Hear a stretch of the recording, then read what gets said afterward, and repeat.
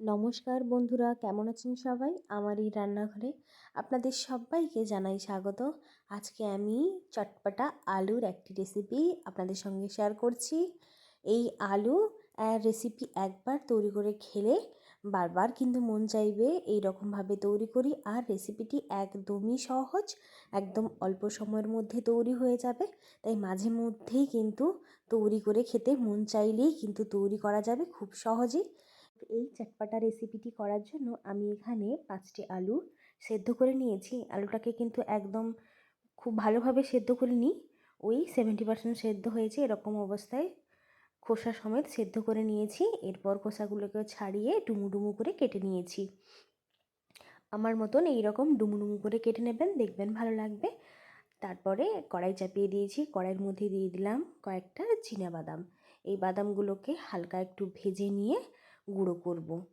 একদম কিন্তু মিহি গুঁড়ো করব না, প্রথমে আমি বাদামটাকে ভেজে নিলাম। এরপরে কড়াইতে দেব বাদামটা মিক্সির মধ্যে তুলে নিয়ে এরপরে আমি কড়াইতে 1 চা চামচ গোটা জিরে, 1 চা চামচ গোটা ধনে দিয়ে হালকা কিন্তু একটু ভেজে নেব। একদম কিন্তু কড়া করে ভাজবো না, হালকা ওই 1 মিনিটের মতো লো ফ্লেমে নাড়াচাড়া করে নিলেই কিন্তু ভাজা হয়ে যাবে। খুব বেশি ভেজে দিলে আবার এর যে একটা মিষ্টি সুগন্ধ থাকে সেটা কিন্তু পাওয়া যাবে না। তাই একদম অল্প করে ভেজে নিতে হবে। একদম অল্প মিনিটের মধ্যে 1 মিনিটের মধ্যেই কিন্তু এটা কড়াই থেকে তুলে নিতে হবে।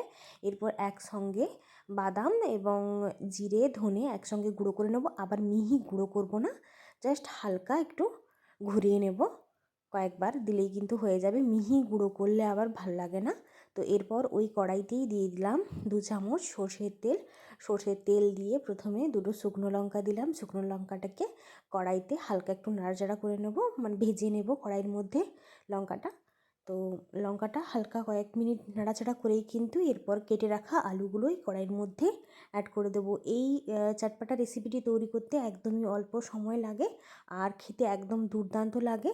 আর একবার যদি তৈরি করে খান তো মন চাইবে আরও একবার তৈরি করে খেতে, এতটাই ভালো লাগে এই রেসিপি। অবশ্যই কিন্তু বন্ধুরা শেষ পর্যন্ত দেখতে থাকুন কিভাবে আমি তৈরি করি। এরপর কড়াইয়ের মধ্যে আলুগুলো দিয়ে দিলাম। আমি এখানে কিন্তু একদম আলুগুলোকে সেদ্ধ করিনি, অতিরিক্ত ভালোভাবে সেদ্ধ করে নিলে কিন্তু এই চটপটা রেসিপিটি ভালো লাগবে না। তো মিনিমাম 70% সেদ্ধ করে নেবেন, আর 30% কিন্তু এই ভাজার সময় সেদ্ধ হয়ে যাবে আলুগুলো।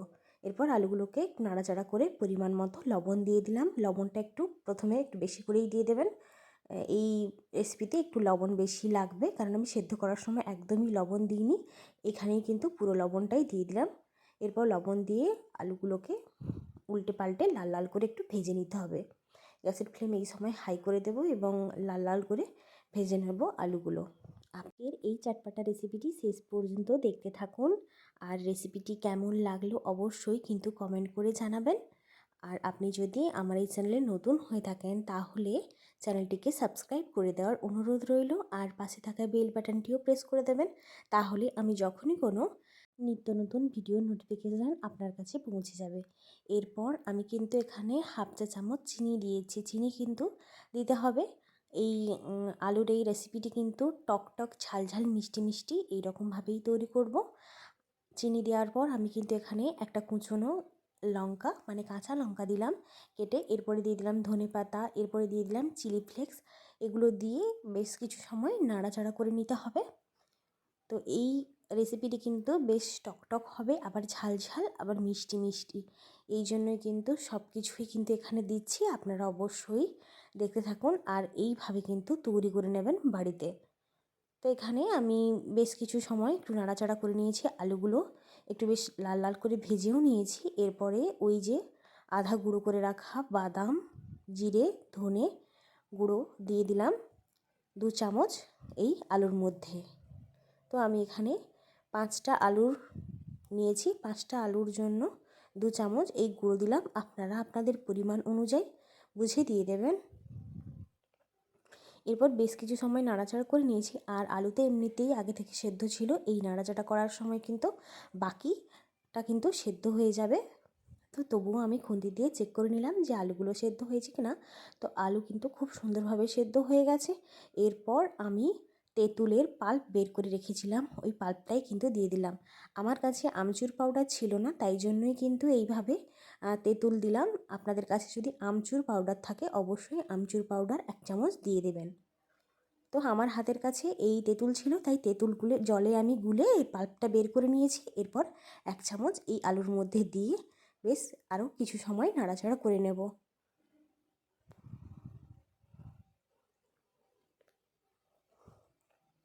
এরপর আর কিছুই নয়, এইভাবে প্রায় 2 মিনিট মতন নাড়াচাড়া করে আবারও সবশেষে একটু কুচনো ধনেপাতা এই আলুর মধ্যে দিয়ে দেবো। দিয়ে কিন্তু গ্যাসের ফ্লেম অফ করে দেবো। খুবই অল্প সময়ের মধ্যে এবং অল্প উপকরণে এই আলুর চটপাটা রেসিপিটি তৈরি হয়ে যায়, খেতে দুর্দান্ত লাগে। তো অবশ্যই কিন্তু বাড়িতে তৈরি করে দেখবেন আর আমাকে জানাবেন কেমন লাগলো আজকের এই রেসিপি। আর দেখতে যতটা না লোভনীয় হয়েছে, খেতে কিন্তু তার থেকেও বেশি সুন্দর। তো মুহূর্তের মধ্যেই কিন্তু শেষ হয়ে যাবে এই রেসিপি যদি একবার তৈরি করেন। তো সবশেষে আমি এখানে আরও একটু কুচনো ধনেপাতা দিয়ে নাড়াচাড়া করে গ্যাসের ফ্লেম কিন্তু অফ করে এরপর পরিবেশন করব। বেশ টকটক ঝালঝাল এই রেসিপি একদম অল্প সময়ের মধ্যে তৈরি হয়ে যাবে আর খেতেও কিন্তু খুবই ভালো লাগবে। তো আমি এখানে পরিবেশন করে নিয়েছি। দেখুন বন্ধুরা কতটা সুন্দর হয়েছে দেখতে, খেতেও কিন্তু খুবই ভালো হয়েছে। এখানে কিন্তু আমি কোনো রকম হলুদ গুঁড়ো, লঙ্কা গুঁড়ো কোনো কিছুই দিইনি।